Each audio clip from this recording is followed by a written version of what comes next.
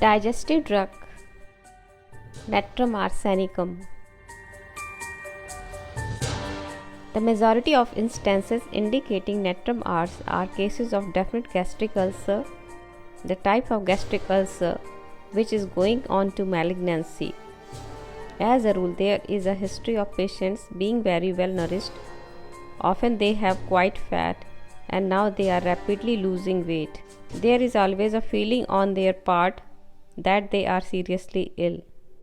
They develop an acute, anxious, nervous kind of restlessness and very often complain of the feeling that something serious is about to happen to them. With this marked restlessness, they find it quite impossible to settle down to anything, to do any serious work, or make any attempt to concentrate. Natrum ars patients are always chilly and very sensitive to cold, particularly damp cold. They often get an aggravation from change of weather, particularly a change to wet. In spite of their aggravation from cold, they say that mentally they feel clearer and more alert in the open air.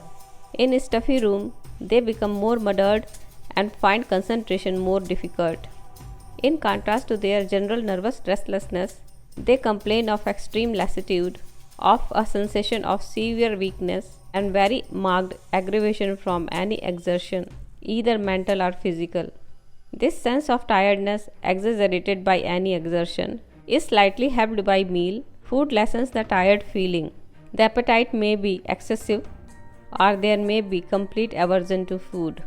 All natrum ars patients complain of a good deal of flatulence, general flatulence, and they all suffer from particularly acute gastric pain. The pain may be general sinking, uncomfortable feeling, a feeling of weight in the epigastrium, or more acute pains, cramping, gnawing, cutting, or just an indefinite feeling of general soreness. The pain in the stomach usually comes on immediately after food. In spite of the fact that when the condition is not too acute, the patients themselves feel better, less tired and weary immediately after a meal. With their digestive upsets, natrum ars patients develop an acute aggravation from cold food or drink, either of which increases their discomfort. Any fatty food tends to upset them, and they are particularly aggravated by fruit, milk, and pork. Mostly they are aggravated by any alcoholic drink, wine in particular, and especially if it is sour. If they have been in the habit of smoking, they find they develop an acute aversion to their accustomed tobacco, and it seems to increase the gastric discomfort. They develop a definite desire for sweet things and occasionally for bread. They also develop an acute thirst. Very often they have a longing for cold things. But any cold drink or food is apt to produce a sensation of nausea, whereas any hot drink or food tends to increase the pains, particularly the sore, raw feeling. They have frequent attacks of eructation, with which they bring up a quantity of sourish watery material, and they suffer from almost constant heartburn. As the condition becomes more acute, they get attack of vomiting, and they may vomit anything: sour mucus, very bitter mucus, bile, or blood. With the tendency to malignancy, there is usually some degree of enlargement of the liver, which is commonly very tender, and the patient are liable to alternating attacks of diarrhea and constipation.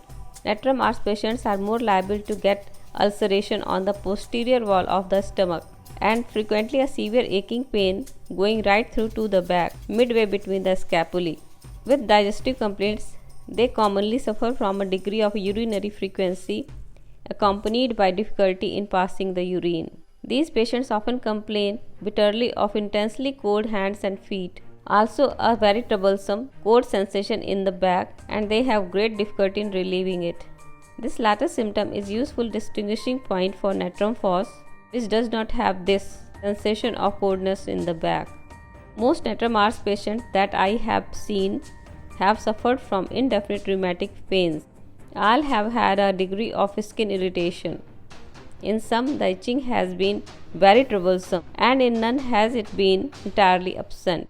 Patients requiring on the sodium salts are liable to suffer from eye strain. The peculiarity of the Natrum Ars eye strain is that where these patients are complaining of pains in or about the eyes, the pains are relieved by balm applications. I have seen several of these cases where there has been a definite malignant stomach beyond the operation stage. They have gone downhill quite comfortably on doses of Natrum Ars given in low potency. It relieves the greater part of their pain, and I have seen it entirely relieve their vomiting. But they do go downhill in spite of it. It may be that if one got in earlier, one would be able to cure them, but of that I have no proof.